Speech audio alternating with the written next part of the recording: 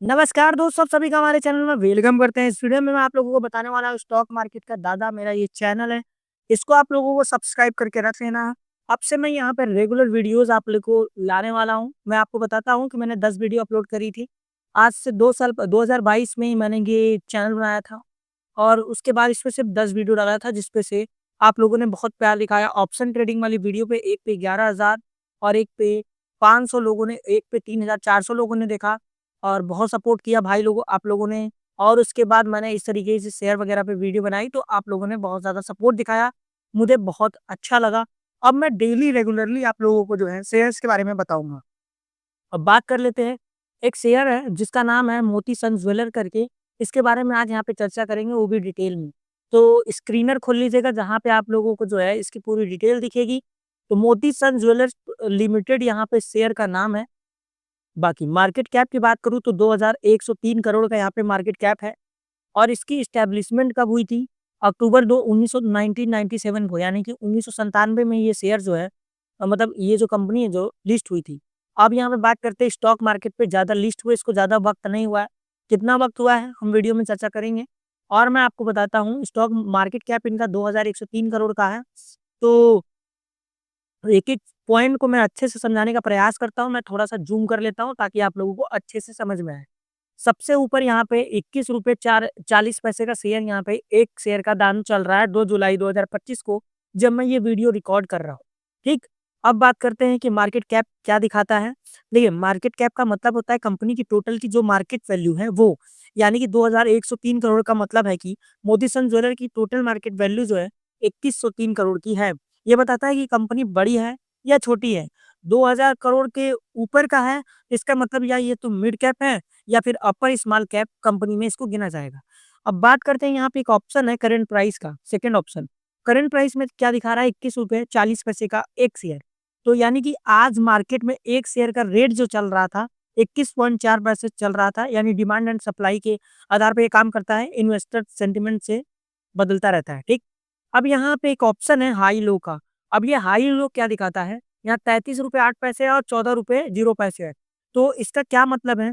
ये बताता है कि पिछले 1 साल में सबसे ज़्यादा हाई और सबसे ज़्यादा कम कितना रहा। तो हाई में आप लोगों को दिख रहा है 1 सालों के अंदर हाई कितना लगाया हुआ है?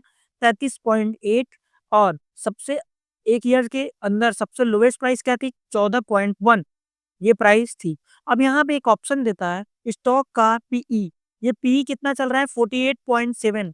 इसका क्या मतलब होता है? इसका एक फ़ॉर्मूला होता है, उस फ़ॉर्मूले का ज़िक्र हम यहाँ पे नहीं करेंगे। 48.7 का मतलब है इन्वेस्टर ₹1 कमाने के लिए 48.7 देने के लिए रेडी है। समझ में आया आपको? ज़्यादा यानी कि पीई का मतलब स्टॉक महँगा हो सकता है या फिर कंपनी का ग्रोथ एक्सपेक्टेशन हाई है। तो ये सारी चीज़ें होती हैं। बाकी उसके बगल में एक ऑप्शन दिख रहा है बुक वैल्यू का। बुक वैल्यू कितना है? 4.20 पैसे। ये क्या है भैया? ये क्या दिखाता है? ये कंपनी का नेटवर्थ पर शेयर होता है। यानी कि कंपनी का नेटवर्थ जितना है पर शेयर पे होता है जो, वो चीज़ें दिखाता है। यानी कि 4.20 का मतलब है कि अगर कंपनी बंद हो जाए तो 1 शेयर के बदले आपको 4.20 मिल सकता है थ्योरेटिकली। कहानी समझ में आया बुक वैल्यू का मतलब? अब बात करते हैं डिविडेंड यील्ड। डिविडेंड यील्ड क्या होता है? आप लोगों ने इसके बारे में बहुत सुना होगा। मेरी पिछली वीडियोज़ में देखेंगे तो डिविडेंड के बारे में मैंने एक्सप्लेनेशन की है। तो कंपनी ने अभी तक यहाँ पे कोई डिविडेंड वगैरह नहीं दिया 0.00%, बट हम डिविडेंड को यहाँ पे समझेंगे। डिविडेंड यील्ड ये बताता है कि कंपनी प्रॉफिट का कितना हिस्सा इन्वेस्टर को रिटर्न देती है। अगर यहाँ पे 1% होता, तो यानी कि का जो हिस्सा होता, वो जो है डिविडेंड के रूप में शेयर होल्डर को मिलता है। वो चीज़ें कैसे मिलती हैं, पिछली वीडियोज़ में हमने ऑलरेडी बता चुके हैं। बाकी एक बगल में यहाँ पे एक ऑप्शन आता है आरओसीई। आरओसीई कितना है? 14.5%। इसका क्या मतलब है आरओसीई का? आरओसीई का मतलब बताता हूँ, रिटर्न ऑन कैपिटल एम्प्लॉयमेंट बताता है कि कंपनी अपने कैपिटल से कितना प्रॉफिट जो है कमा रही है। यानी कि कितनी कंपनी के पास जितना माल पानी है, मतलब कैपिटल पूरा पैसा है, उससे कितना पैसा कमा रही है।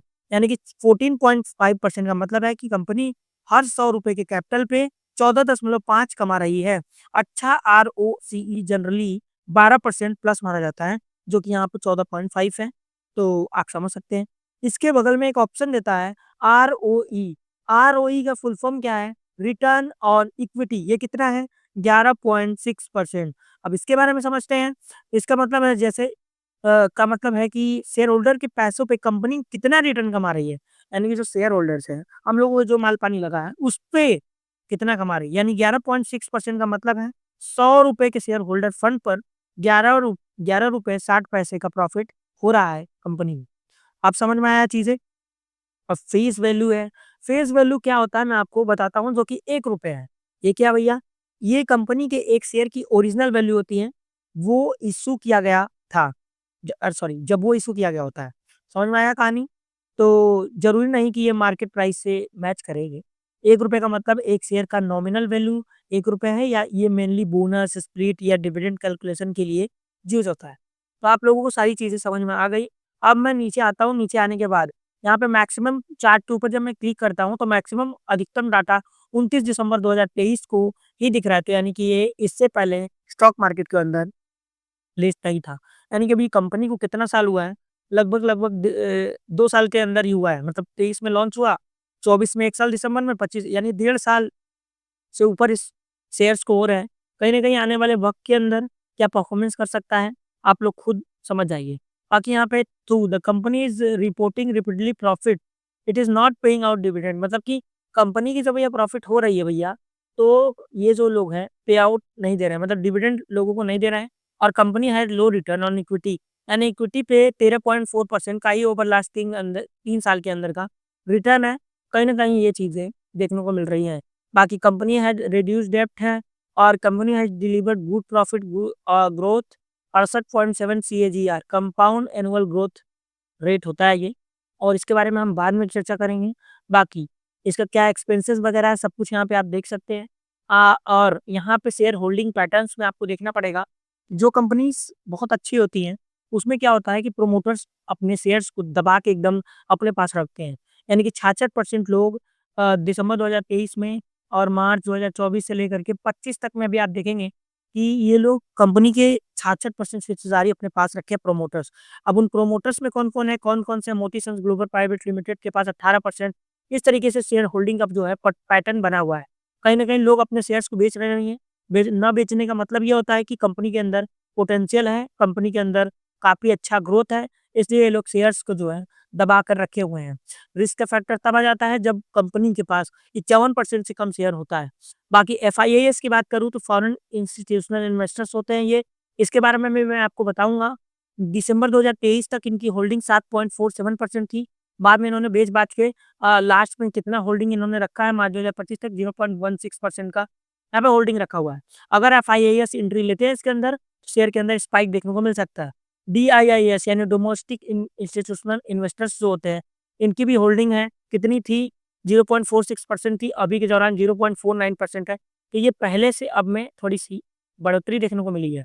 अब बात करते हैं पब्लिक के पास कितना पैसा भैया? पब्लिक के पास यहाँ टोटल जो है 33% के आस-पास पूरा टोटल पैसा है। कहीं न कहीं मार्केट का सेंटीमेंट यहाँ पे देखने को बुलिश मिल रहा है, तो इस शेयर के ऊपर आप अपनी नज़र बना सकते हैं। बाकी हम खरीदने के लिए आपको बिल्कुल नहीं बोलेंगे, जो भी आप खरीदेंगे अपने रिस्क पे खरीदेंगे, क्योंकि हम कोई फाइनेंशियल सलाहकार नहीं हैं। जो भी कि अपना इन्वेस्टमेंट कीजिएगा, अपने रिस्क पे कीजिएगा। यहीं के लिए वीडियो को समाप्त करते हैं। आई होप अगर आप यहाँ पे नए हैं, तो चीज़ें सीखने में बहुत महत्वपूर्ण होंगी और आपको ये चीज़ें समझ में आ रही होंगी। बाकी मोती सन्स ज्वेलर्स की अगर हम बात करें, 5 दिनों के अंदर जो ये शेयर्स है, अच्छा खासा मार्केट के अंदर तबाही मचाया हुआ था। मुझे लगा कि आप लोगों को बताना चाहिए। इवन मैंने खुद इसको होल्ड करके रखा हुआ है, तो मैं अब बाद में चल के यहाँ पे अपने पोर्टफोलियो भी साझा करूँगा। यहीं के लिए वीडियो को मैं समाप्त करता हूँ। मिलता हूँ किसी नेक्स्ट वीडियो के ऊपर।